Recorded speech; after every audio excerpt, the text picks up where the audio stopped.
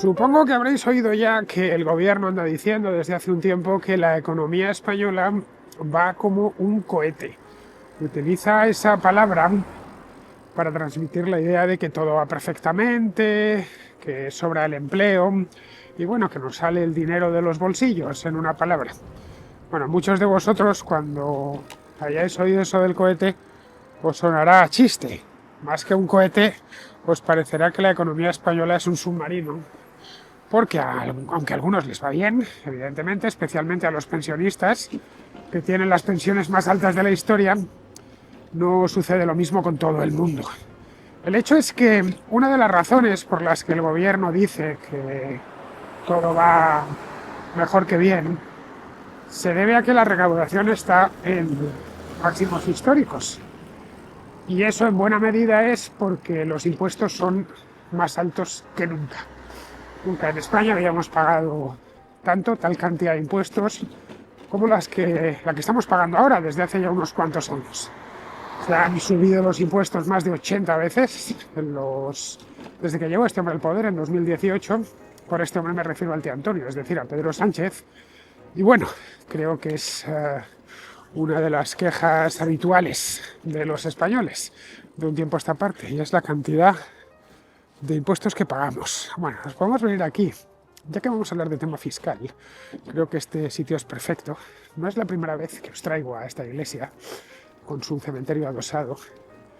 Es la iglesia de San Andrés, Sant Andrews de Chesterton, porque este barrio se llama Chesterton. Aquí la gente, ya os lo he comentado en alguna ocasión, viene a pasear a los cementerios. No se mantiene lejos de ellos, como hacemos en España o en Francia, por ejemplo. Bueno, pues aquí tengo yo un banquito que venía este verano y no he vuelto en invierno. No sé qué tal estará. Ten en cuenta que yo esta ciudad todavía, en muchas cosas la estoy descubriendo. No me la conozco tan bien como Madrid. Claro, es este banco de aquí.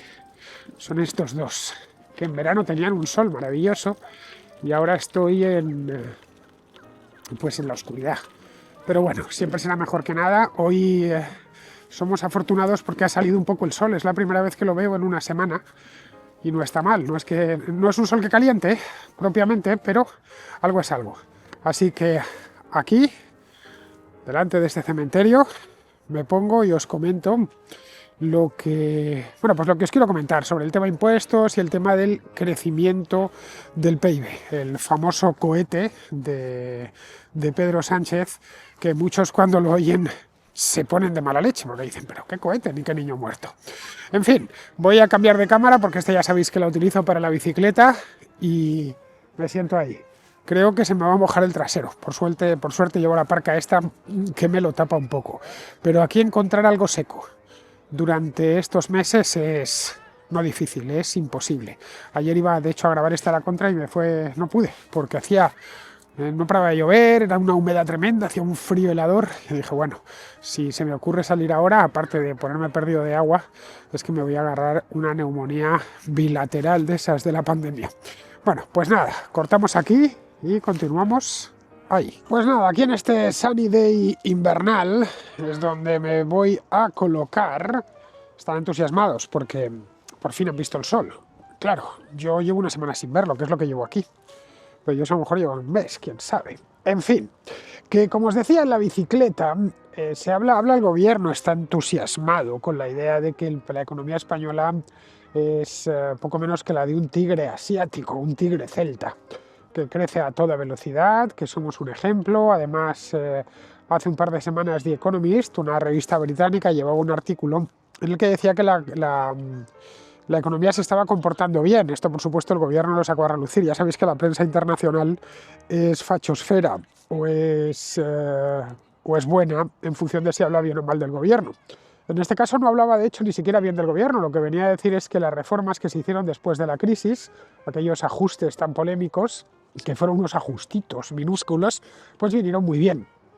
Y que por fortuna, pues no, durante el tiempo de Pedro Sánchez, muchos de ellos no se han quitado. Y esto ha tenido como consecuencia que la economía más o menos ha resistido el impacto de la pandemia y el impacto de la crisis de la invasión de Ucrania. ya sabéis, la subida de los precios de la energía, etcétera, que por cierto este país al Reino Unido le está machacando de manera tremenda ambas cosas. Bueno, ellos le suman también lo del Brexit, que ya sabéis el lío en el que se metieron hace, pues ya va para 10 años. Votaron en 2016 y vamos a entrar en 2015. Eso el voto. Lo que es el Brexit propiamente dicho, entró en vigor va a hacer ahora en enero 5 años.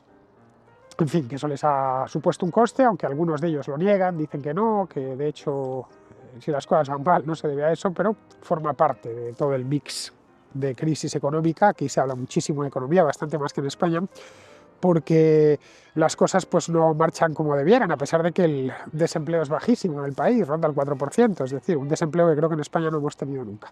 Bueno, el hecho es que faltan ya nada, un par de días, estamos a día 29 para que termine 2024, y si de algo podemos estar seguros en España, tanto los españoles como los extranjeros que viven que trabajan más bien, porque en España los impuestos en principio los paga todo el mundo, ya sabéis, comprar una chocolatina es pagar impuestos, pagas el IVA, pero se ceban sobre todo en los ahorradores y los trabajadores. En España trabajar es realmente caro, no hay más que mirar una nómina y ver lo que se lleva el Estado en concepto de cotizaciones y ves que te llega a ti solo una parte. Es decir, que eso del mileurismo es relativo, mileurismo es lo que te ha llegado a ti. Bueno, de hecho el mileurismo ahora es tener el salario mínimo, porque no han hecho más que ir subiéndolo. Pero bueno, que si ganas 1.000 euros, realmente no estás ganando 1.000 euros, estás ganando mucho más, muchísimo más. Bueno, la cosa es que todos tenemos claro que nos hemos hartado a pagar impuestos y que el año que entra, 2025, será todavía peor. Las empresas españolas, hay datos sobre esto, las familias españolas pagan de promedio al año 11.500 euros más de impuestos que allá por el año 2018, de promedio. Es decir, que las hay que pagan todavía más, las hay también que pagan un poquito menos, pero el promedio es ese, 11.500 euros más de impuestos al año. Diréis, 11.500 euros. Claro, para el Estado eso no es nada, sí, pero para una familia 11.500 euros supone poderse o no poderse cambiar de automóvil, supone poder o no poder renovar el cuarto de baño, la cocina, supone poder o no poder cambiarse de casa, supone poder enviar al chico a estudiar aquí o que no puede ir a estudiar aquí. Es decir, que 11.500 euros una familia hace auténticas virguerías con ello. ¿Esto en qué se traduce? Se traduce en recaudación, por eso lo sabemos. La recaudación este año se recaudaron 140.000 millones de euros más, 140.000 millones de euros más que en 2018. La recaudación de 2018 fue de 323.000 millones de euros y en 2024 será de 465.000 millones de euros. No sé. Yo creo que se les ha ido un poquito la mano. Dice, no, pero sé, como crece la economía, pues la gente le va muy bien y no sabe qué hacer con el dinero, lo gasta y entonces, claro, nosotros nos llevamos una parte. Si ese incremento lo dividimos entre los habitantes del país, que son 48 millones los que hay en España, bueno, creo que ya están al borde mismo de los 49, pero bueno, dejémoslo en 48 millones. Que han sido 48 millones, tenemos que dividir ese incremento en 48 millones. Pues nos sale que a cada español le paga además, o paga más, 3.000 euros más, 2.900 euros más de lo que pagaba en el año 2018. Teniendo en cuenta que una familia media de promedio, hay familias más largas y familias más cortas, ya sabéis, los economistas tienen que estar promediando continuamente, porque cada persona es un mundo. Bueno, y cada familia es un mundo, pero de promedio la familia española media tiene 4 miembros, pues esto ha multiplicado por 4 hay que multiplicarlo por 4 y nos salen los famosos 11.500 euros que os decía. De todas maneras, si no queréis tomarlo por familia, queréis tomarlo como algo individual, son 3.000 euros, o casi 3.000 euros al año. De nuevo, ¿qué son 3.000 euros más al año? Pues a ver, pues para Marisú Montero nada, pues es nada, porque para ella siempre le hablas de miles de millones y te dice, chiqui, eso no es nada. Pero para mí o para cualquiera de vosotros, 3.000 euros es un dinero que puedes emplear, pues no lo sé, en comprar muchas cosas, en ahorrar, por ejemplo, directamente. Es un dinero que puedes tener ahorrado por si las cosas vienen mal dadas. Puedes contratar un buen seguro, puedes comprar una motocicleta, puedes gastártelo en libros, puedes hacer una reforma pequeñita en casa por 3.000 euros, muy pequeñita, pero bueno, puedes hacer cosas. Sí, eso al año, claro, tened en cuenta que esto ha sido incremental, es decir, que son cada año 3.000 euros más y la cosa va creciendo. No es que la voluntad del gobierno sea bajar los impuestos, sino que la voluntad del gobierno es toda la contraria. Es decir, os voy a poner una tabla en el que se ve perfectamente, os la pongo a pantalla completa para que la veáis, que a falta del cierre de este año fiscal, de 2018 a 2023, ya digo, lo tenéis en la tabla, la recaudación tributaria creció más de un 30%. Es el IRPF, la variable que más ha contribuido a, bueno, pues aumentar los ingresos de Hacienda. Luego está el IVA y luego el impuesto de sociedades. La tabla creo que no deja muy sencillita, no tiene grandes complicaciones y la puede entender cualquiera. No es necesario ni siquiera saber contabilidad. Bueno, pues ahí lo podéis ver. En buena medida este crecimiento del IRPF se debe al repunte de afiliados en la Seguridad Social. Eso es indiscutible, que ha crecido un poquito, pero también a que no han deflactado el IRPF, a pesar de que es lo suyo deflactar el IRPF con motivo de la inflación desbocada que hemos tenido en los últimos años. Bueno, la propia Unión Europea insiste en que el IRPF hay que deflactarlo.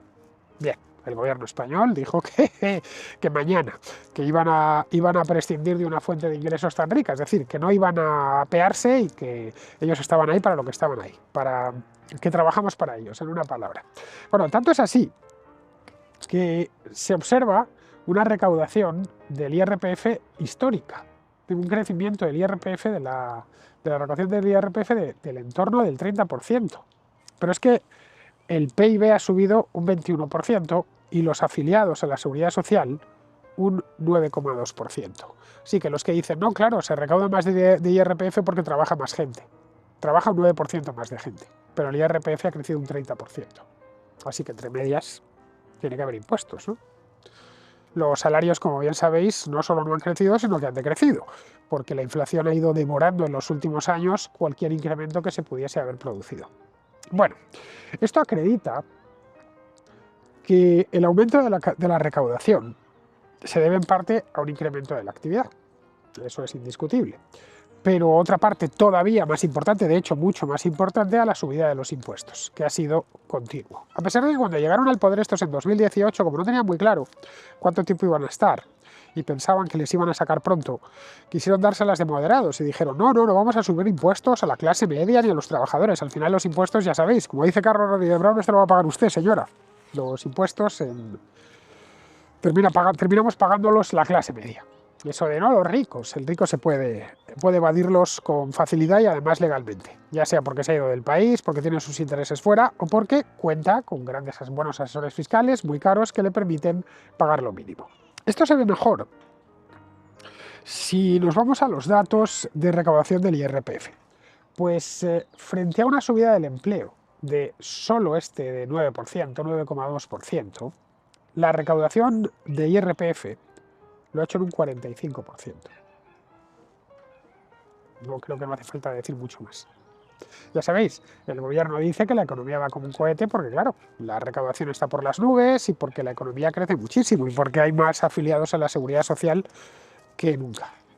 Le dicen, no, es que esto no se había visto antes. El tío Antonio, Pedro Sánchez, ha encontrado la piedra filosofal del crecimiento económico. Lo que toca lo convierte en oro.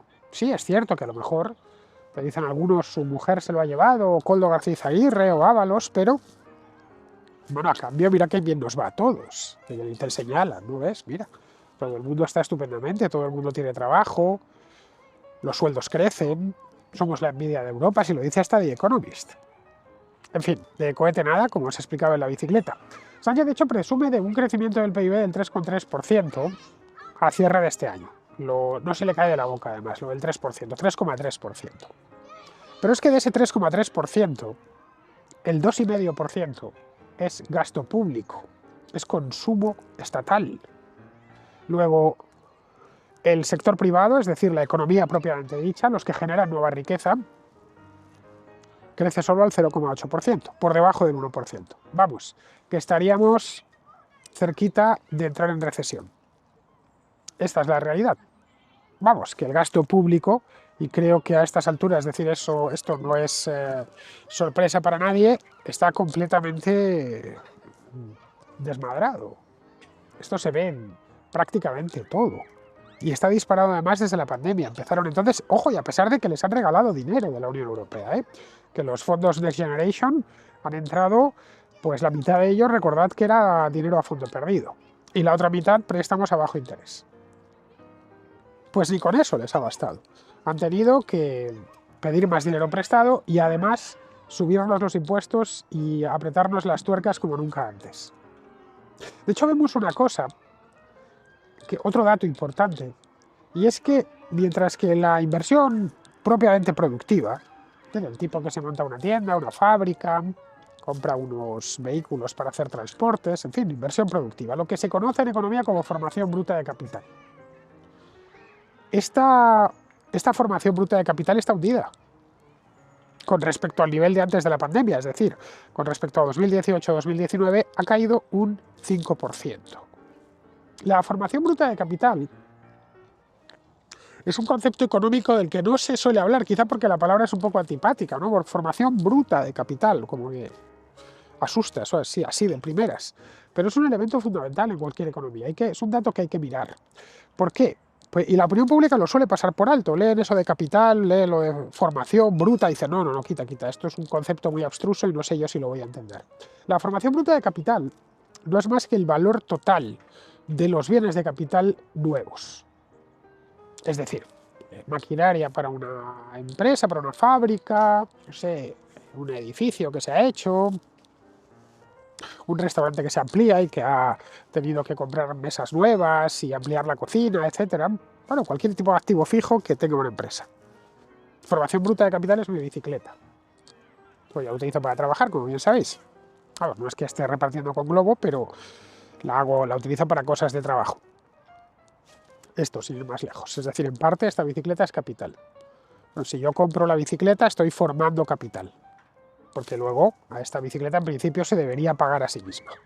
Y, llegado el momento, generar beneficio. Aunque bueno, para mí es mi medio de transporte y entonces aparte del uso laboral que le pueda dar, lo principal es transportarme de un sitio a otro. Vamos, que aunque no trabajase con ella la tendría igual. Pero en el caso de un repartidor de globo, esos que se ven tanto por Madrid, con sus mochilas amarillas, esos tipos van a comprarse una bicicleta, a Calmera o donde sea, y eléctricas se suelen llevar porque en Madrid hay mucha cuesta y la ciudad es muy grande. Muchas veces son bicis eléctricas nativas y otras veces son bicis normales que las electrifican.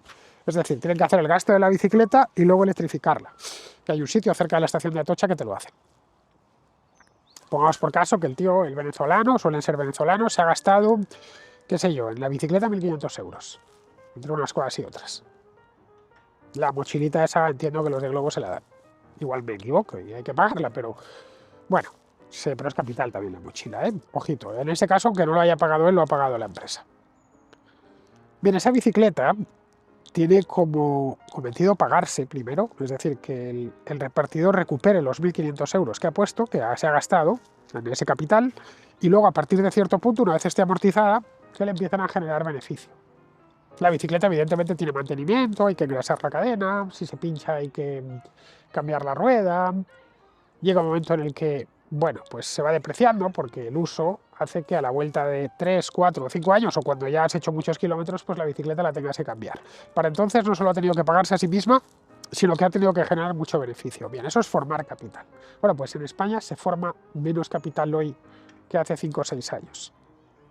Esto, por supuesto, incluye tanto la inversión en activos fijos nuevos, la bicicleta, por ejemplo.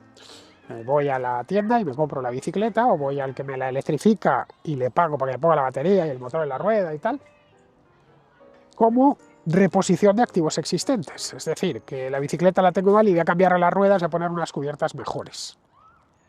¿Vale?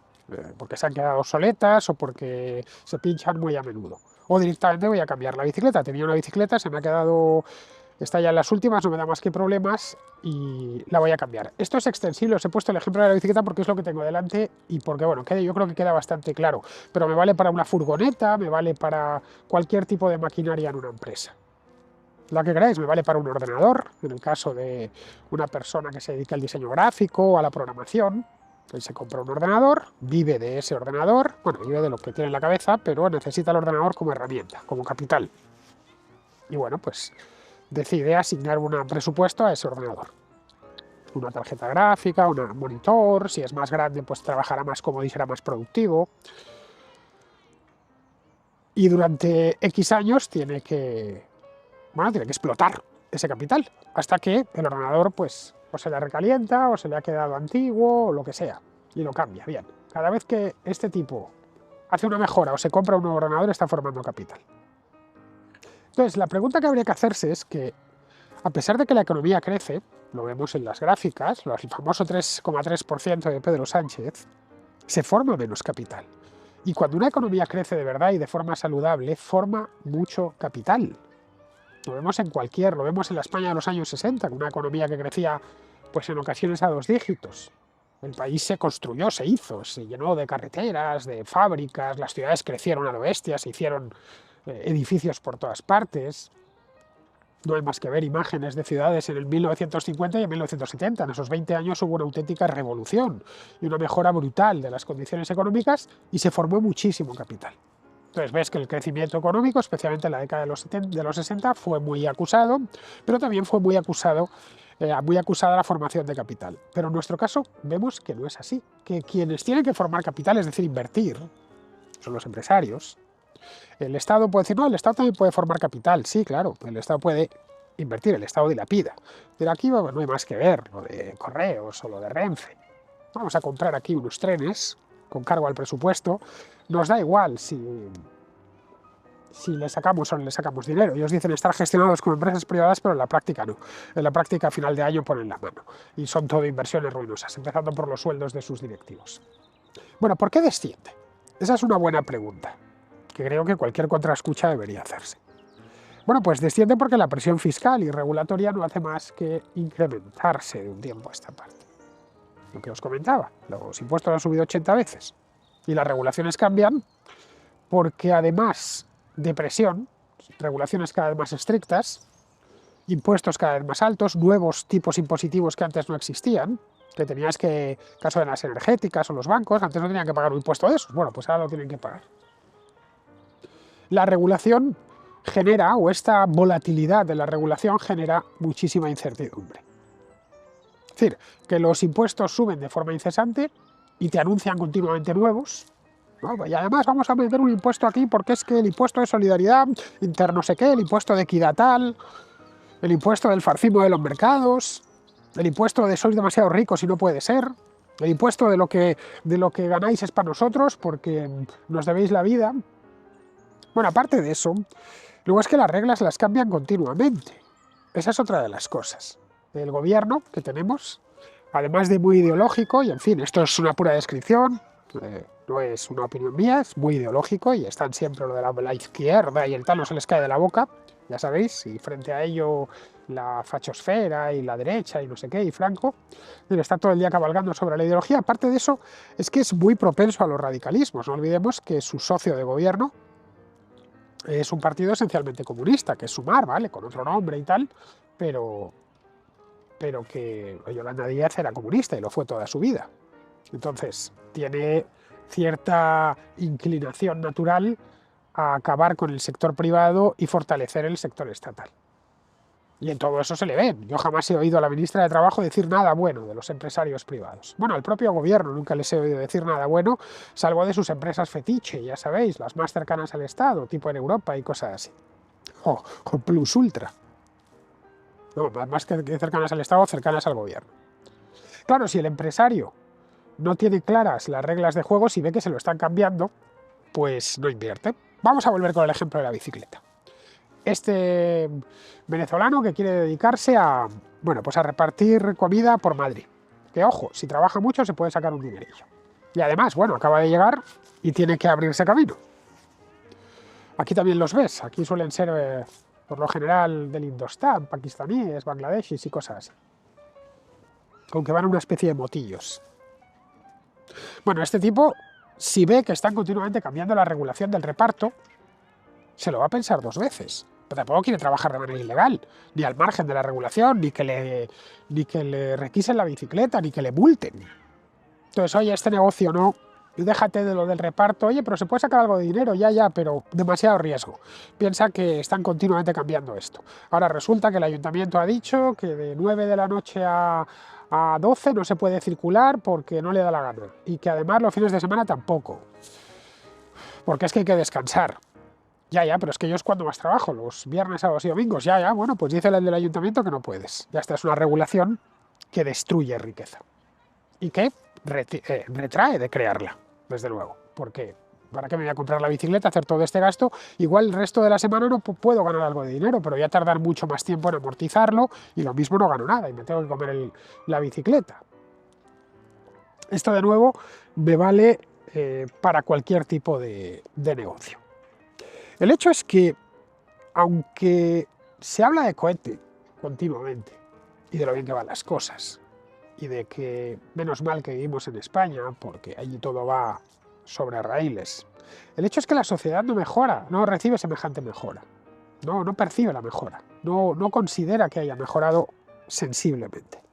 Esto, bueno, os lo cuento a vosotros, que en la mayor parte sois españoles. A algunos os habrá ido mejor estos últimos años, a otros peor, otros estaréis como estabais.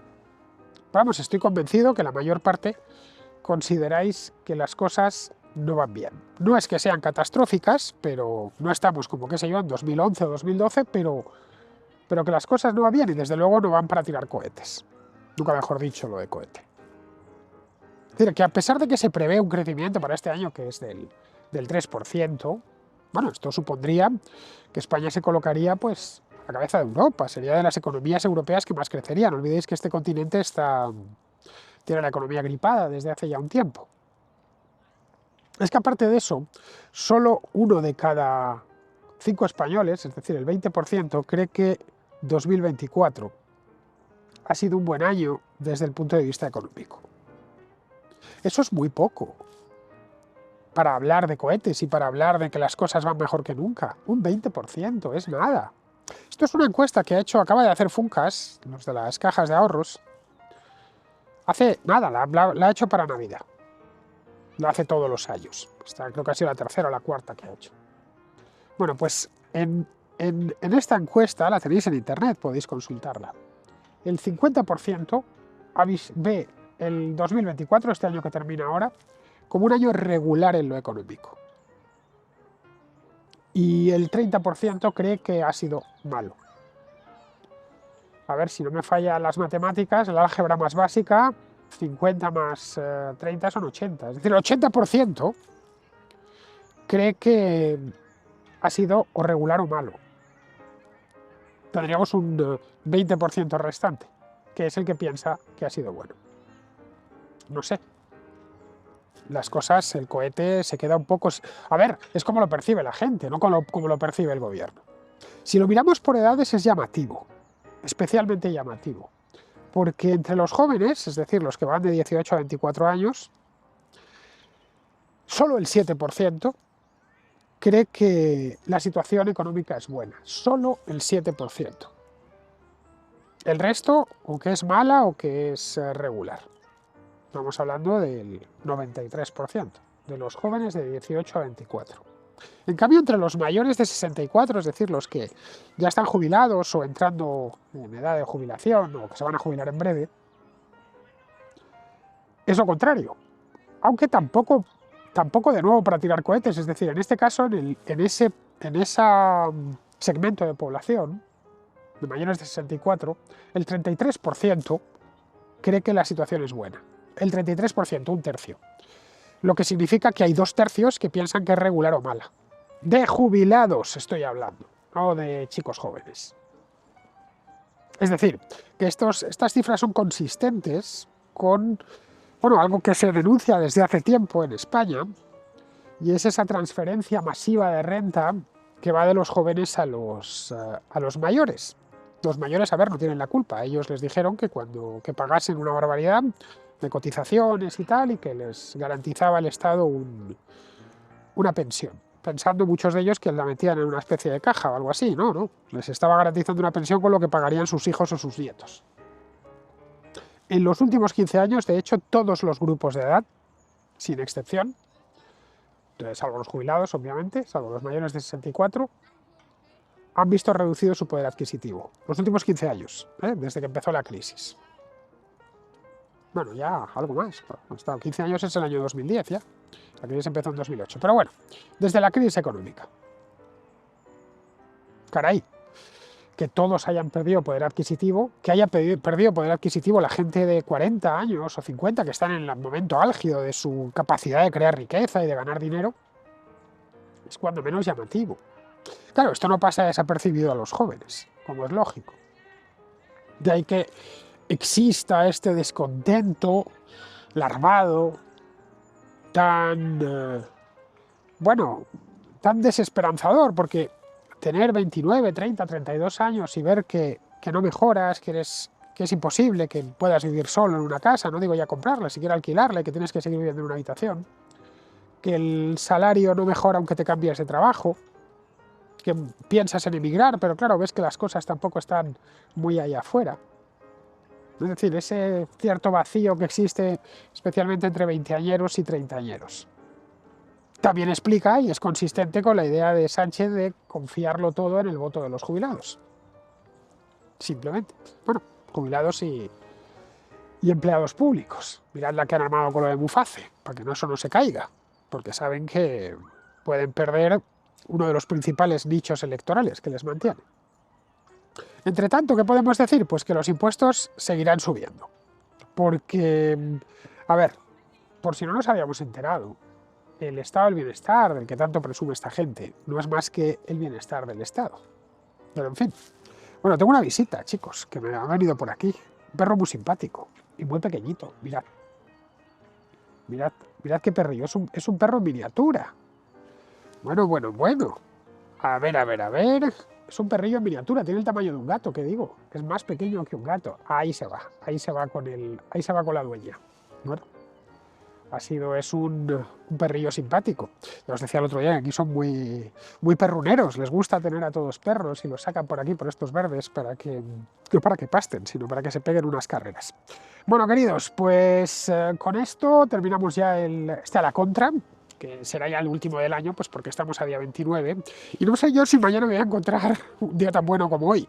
A ver, bueno, es un decir, hace frío y tal, y bueno, ya se va a ir el sol porque aquí a las 3 de la tarde anochece, pero vamos, que mañana es probable que ya vuelva a estar nublado y vuelva a estar lloviendo, así que no voy a tener tampoco. Y luego, no hay demasiadas noticias ahora en Navidad.